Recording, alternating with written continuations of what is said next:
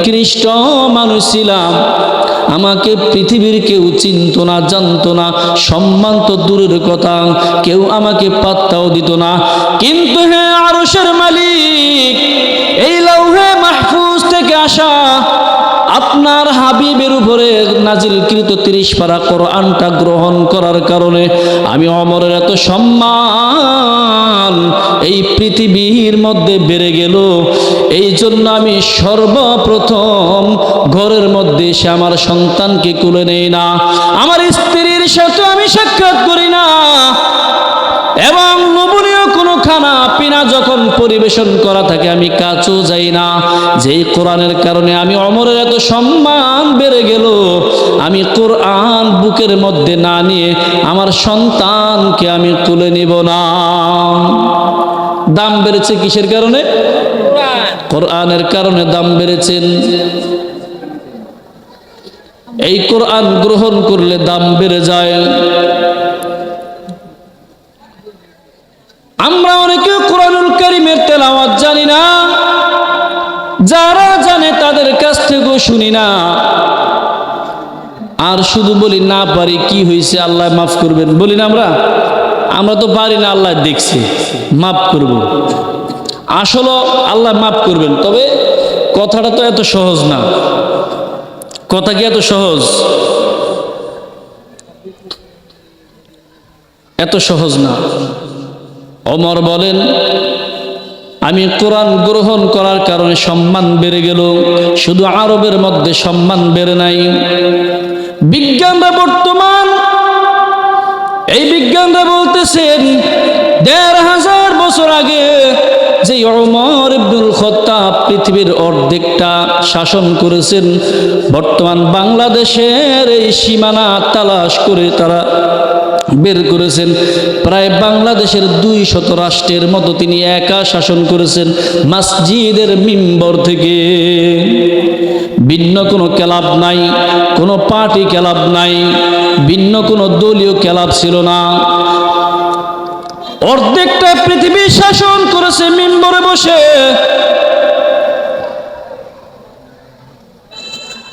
আর এই সময় ১৫০০ বছর থেকে আজ এই মাহফিলের সময় দিন পর্যন্ত আসতে আসতে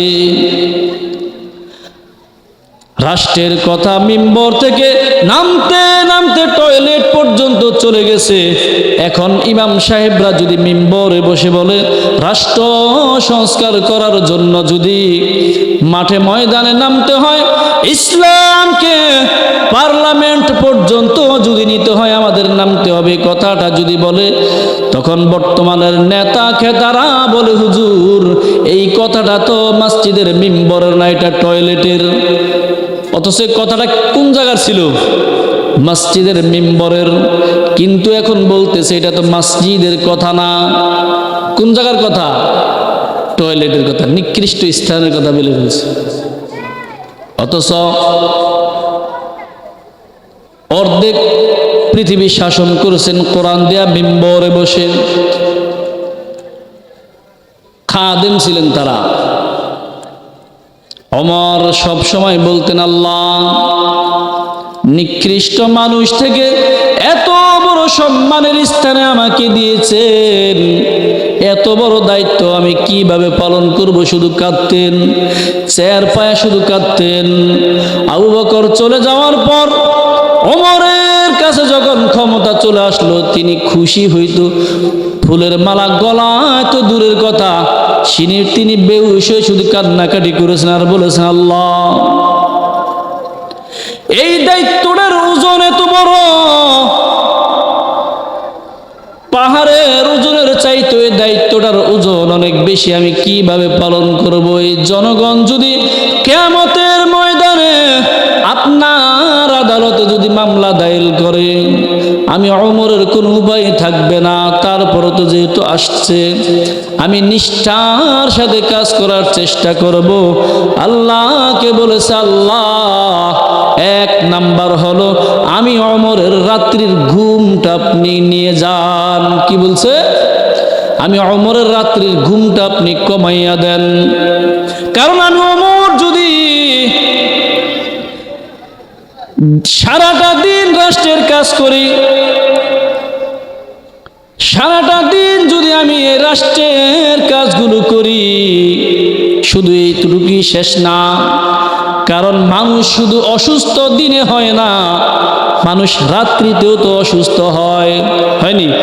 আমার বাংলাদেশে নাকি দিনে অসুস্থ হয়? ওমর বলেছেন, হে পরওয়ারদিগার আলম, দিনের বেলা আমি রাষ্ট্রের কাজ করব ভালো কথা, রাত্রে আমার ঘুমটা বাড়াইয়া দিয়েন না। তাহলে হঠাৎ অসুস্থ হয়ে পড়া রোগীগুলো কিয়ামতের ময়দানে আপনার আদালতে মামলা দায়ের করবে। আমার ঘুমটা আপনি কমাইয়া দেন। এশার নামাজ পড়ে সামান্য সময় তিনি বিশ্রাম করতেন।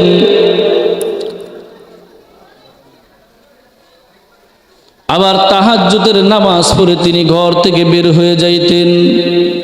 এমন সময় আর শুধু এতটুকু বলতেন, আল্লাহ আমাকে তৌফিক দাও। এবং আমার ভাই আবু বকর, আলী ছিলেন, ওসমান ছিলেন, তারও তো বড় বড় সাহাবী, কিন্তু আবু বকর আমার ভাই এই দায়িত্বটা আমার উপরে চাপাইয়া দিল কেন আমি জানতে পারি না, বলতেও পারি না। আল্লাহ, যেহেতু দায়িত্ব নিয়ে আসছি, আপনার পক্ষ থেকে দায়িত্ব আমার ঘাড়ে চেপে আসছে, আমাকে দায়িত্বটা পরিপূর্ণভাবে আদায় করার তৌফিক আপনি দান করিয়েন, এই চিন্তা করতেন। আবু বকর রাদিয়াল্লাহু তাআলা আনহু দুনিয়া থেকে বিদায় নেওয়ার পর এখন আবু বকরের সমস্ত কাজগুলো ওমরের মাথায় আসছে কি আসে নাই? আসছে। বলে, কোন কাজ কোন দিকে করেছে আমরা কেউ জানি না। হঠাৎ মদিনার গল্লির মধ্যে ঢুকে গেলেন আর চিন্তা করতেছেন, আবু বকর যখন অন্ধকার রাত্রি হইতো, এই চিপা অন্ধকার গল্লি দিয়ে কই যাইতো আমি একটু দেখি, আমি দেখি কিসের জন্য প্রতিদিন একবার যাইতো। এখানেও তো মনে হয় দায়িত্ব ছিল। হাঁটতে হাঁটতে তিনি বহুদূর চিপা গলির মধ্যে দিয়ে তিনি যাইতেছেন, কিছুই দেখে না। আল্লাহর কাছে বলে, মালিক, আবু বকর আমাকে বিপদে ফালাইয়া গেছে। আল্লাহ, দেখতাম এই গল্লি দিয়ে প্রতিদিন যাইতো, কিসের জন্য যাইতো? নিশ্চয় কোনো না কোনো দায়িত্ব পালন করার জন্য যাইতো। হঠাৎ করে দেখে গল্লির এক কর্নারের মধ্যে একজন কুষ্ঠ রোগী পড়ে আছে, কাছে যাইতে পারে না, কোনো মানুষ তার কাছে যায় না, আত্মীয় স্বজন বলতে তার কেউ নাই, সকলে তাকে ফেলে আসছে। কিন্তু আবু বকর আল্লাহর কাছে বলতেন, মালিক, মাও পালাইতে পারে, বাবাও পালাইয়া দিতে পারে, কিন্তু আমি যেহেতু আমিরুল মুমিনিনের খলিফার দায়িত্ব পাইছি, তিনি তো আমার জনগণ, আমি তো তাকে পালাইতে পারি না। আবু বকর প্রতিদিন তার খেদমত করতেন। নরম নরম খাবার নিয়ে আসছেন, পায়ের আওয়াজ যখন পাইছেন তার চোখটা পর্যন্ত বন্ধ, এমন রোগাক্রান্ত হয়ে গেছে, সমস্ত শরীরে শুধু পোকার পোকা, এমন দুর্গন্ধ।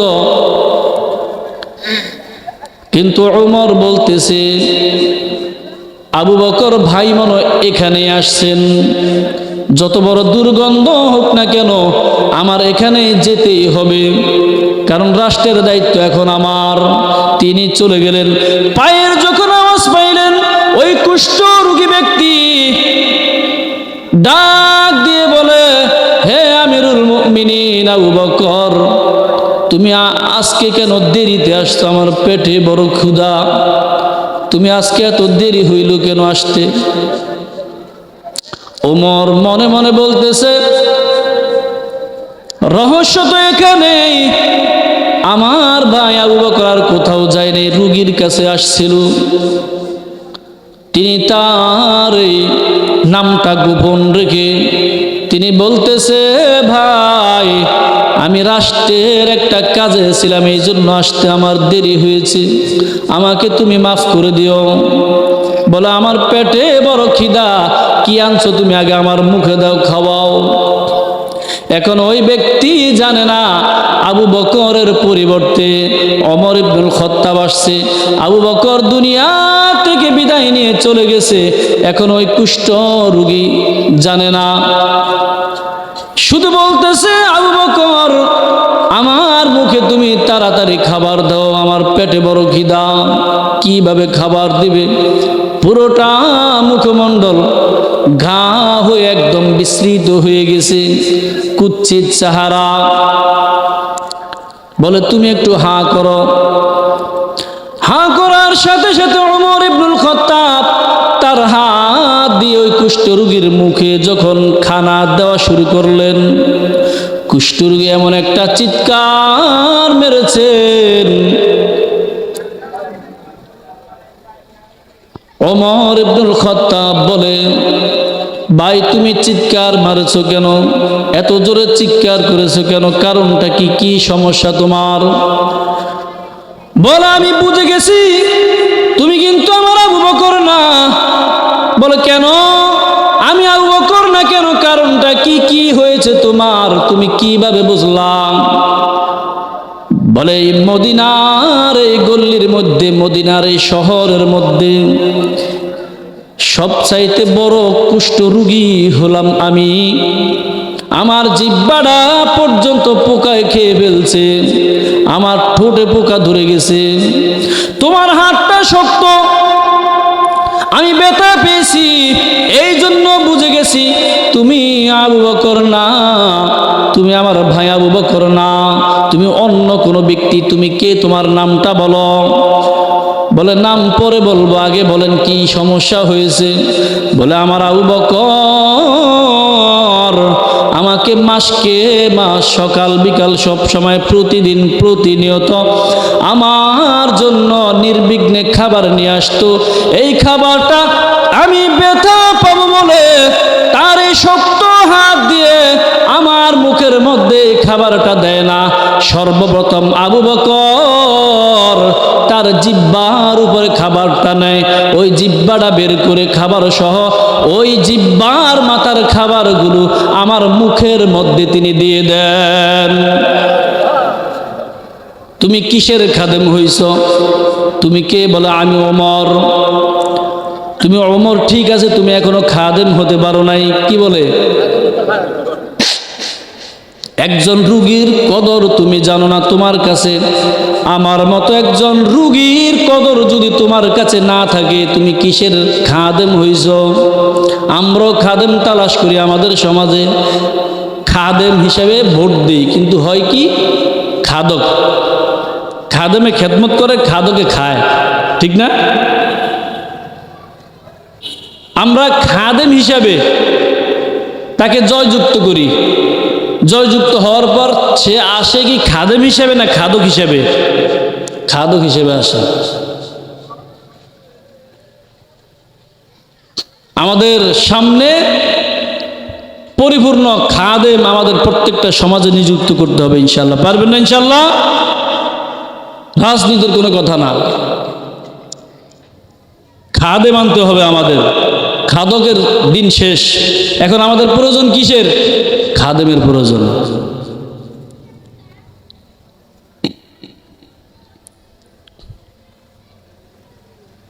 মদিনার রাষ্ট্র পরিচালনার প্রত্যেকটা সেক্টরের মানুষ এমন নিযুক্ত করা হয়েছে যারা মিম্বরে নামাজ পড়ার যোগ্যতা রাখেই তারাই এলাকার প্রতিনিধিত্বের দায়িত্ব পালন করতে পারবে। কিন্তু আস্তে আস্তে এই জন্য খুতবার ভিতরে খতিব সাহেবরা পড়ে খৈরুল কুরুনি করনি সুম্মাল্লাযীনা ইয়ালুনাহুম সুম্মাল্লাযীনা ইয়ালুনাহুম। আগেরকার যুগ আর এখন যুগ অনেক পরিবর্তন হয়ে গেছে, হয়েছে নি? অনেক পরিবর্তন।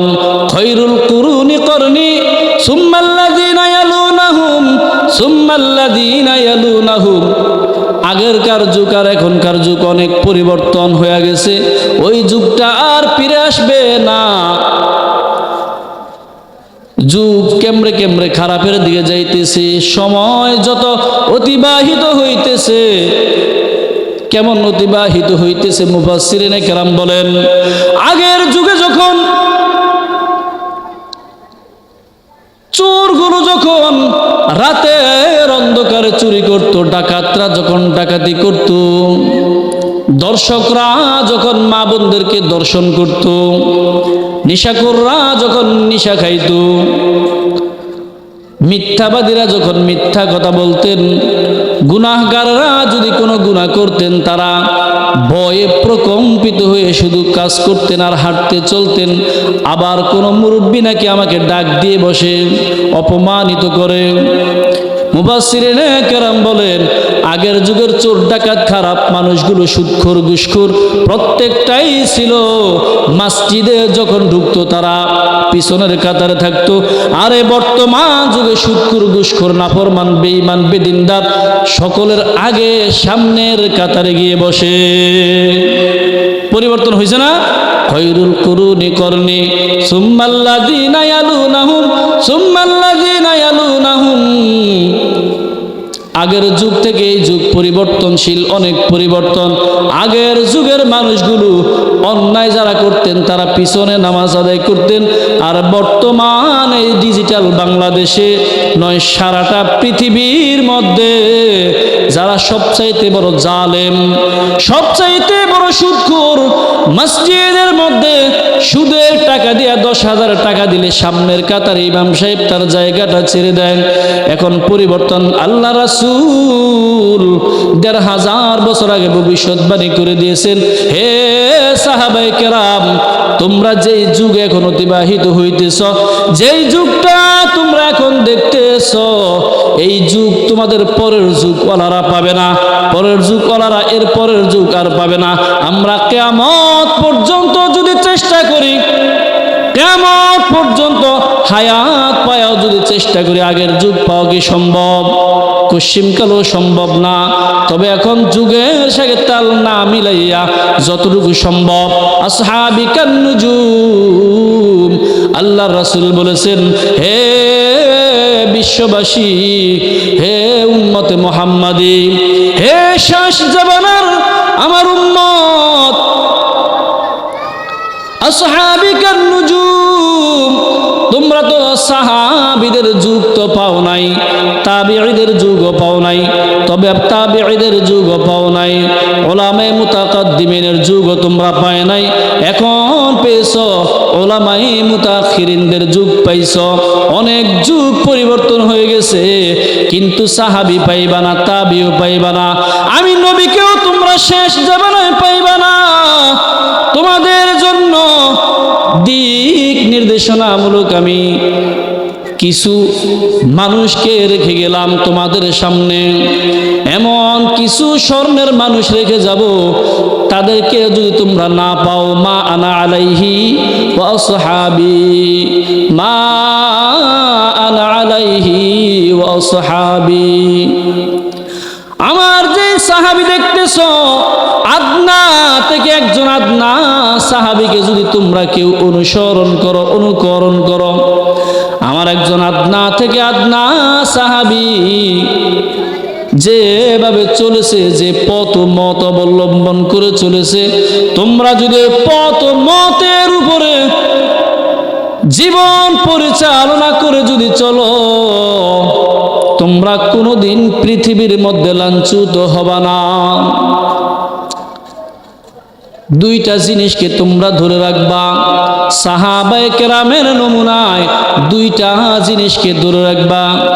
তারাকতু ফীকুম আমরাইন লান তাদিল্লু মা তামাসসাকতুম বিহিমা, কিতাবাল্লাহ ওয়া সুন্নাত রাসূলি। কয়টা বিষয়, কয়টা জিনিস ধরে রাখার জন্য বলেছেন? কয়টা? কে বলেছেন?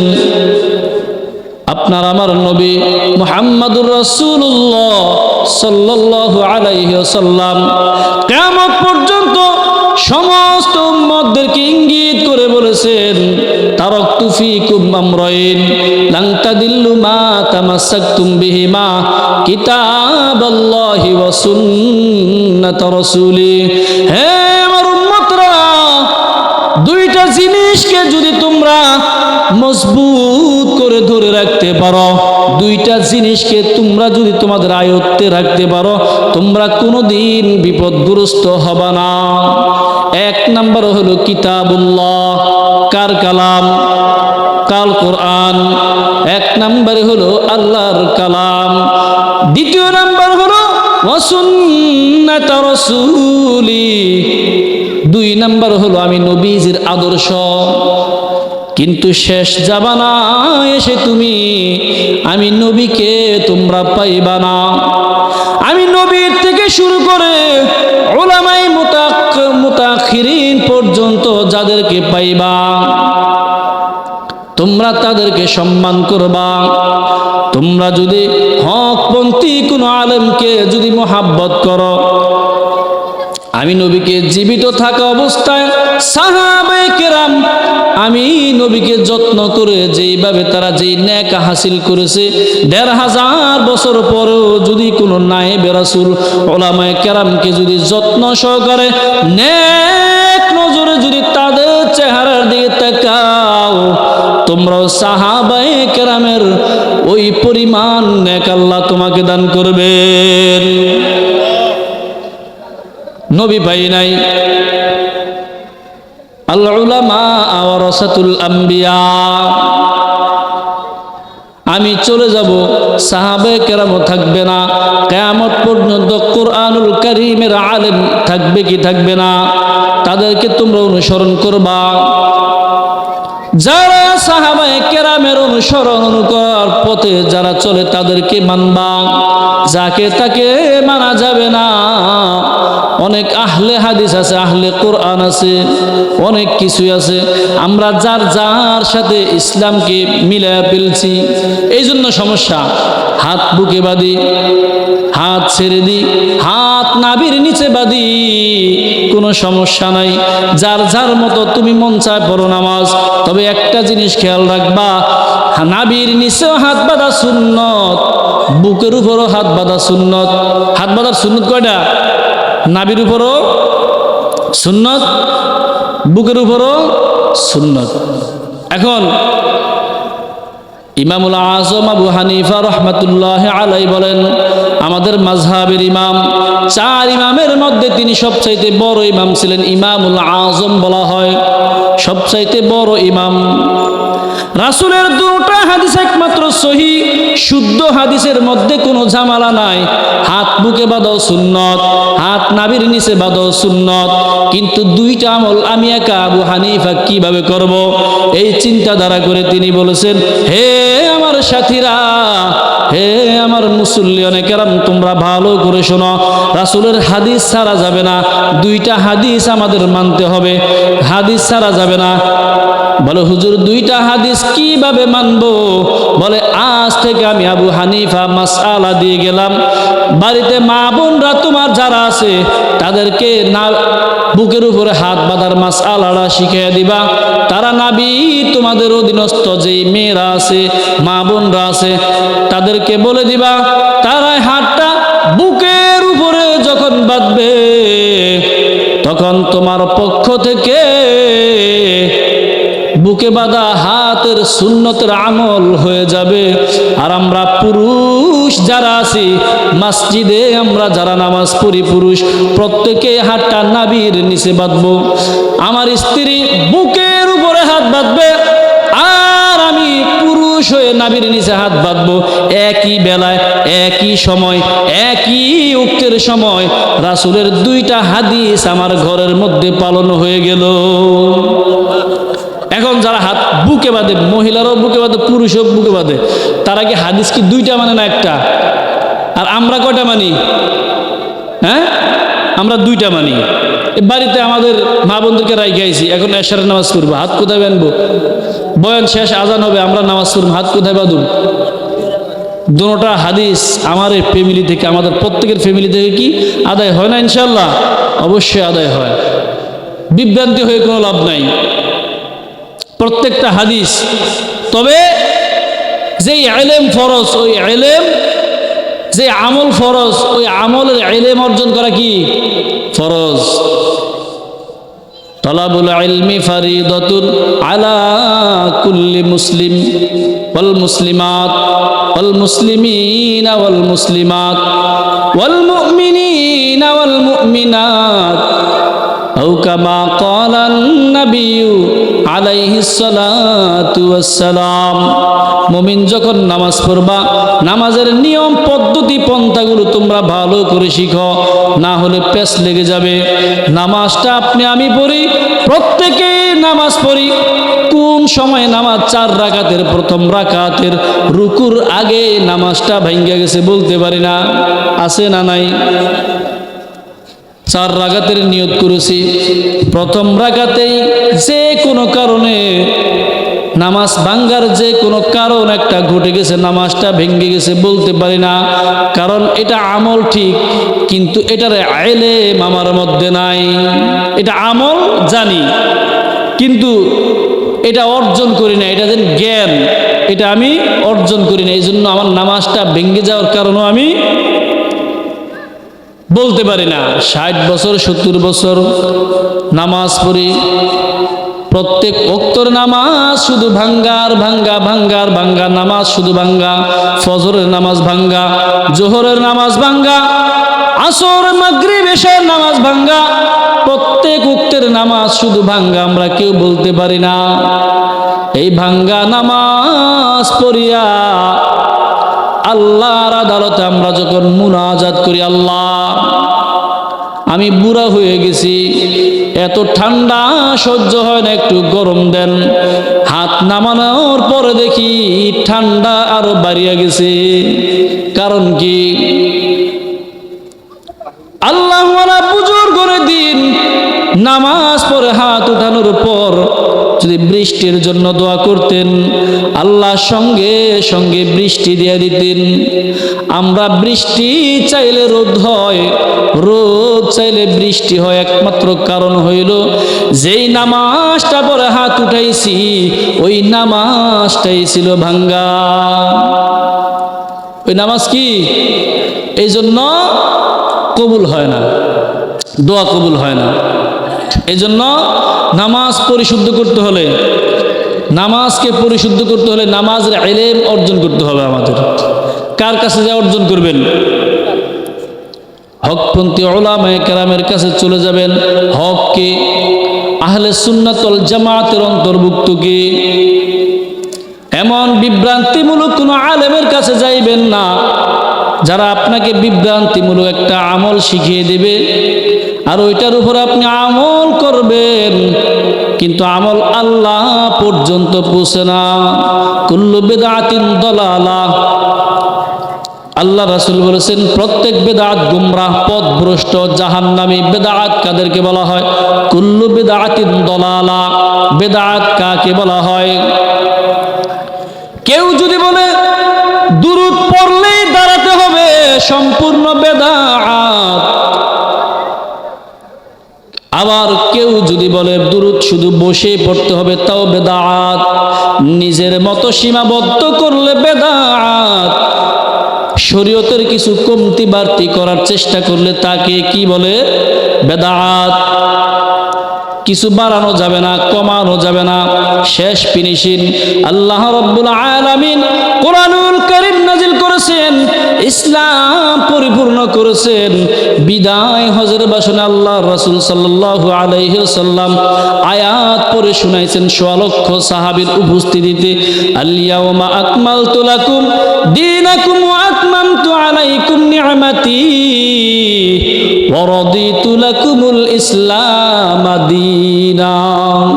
হে সাহাবে কেরাম, কিয়ামত পর্যন্ত আমার উম্মতরা ভালো করে শোনো, এই কোরআনুল কারীম আমি নবীজির উপরে নাযিল হয়েছে, কোরআন পরিপূর্ণ, এর মধ্যে বাড়ানো কমানোর কোনো সুযোগ নাই। কেউ বাড়াতে কমাতে চেষ্টা করলে সে বেদাত, সে ভণ্ড, সে বাতিল। বাড়ানো যাবে না, কমানো যাবে না। আল ইয়াউমা আকমালতু লাকুম দীনাকুম, দিন পরিপূর্ণ। ওয়া আতমামতু আলাইকুম নি'মাতি, এই দিনকে ওয়া আতমামতু আলাইকুম নি'মাতি, এই দিনকে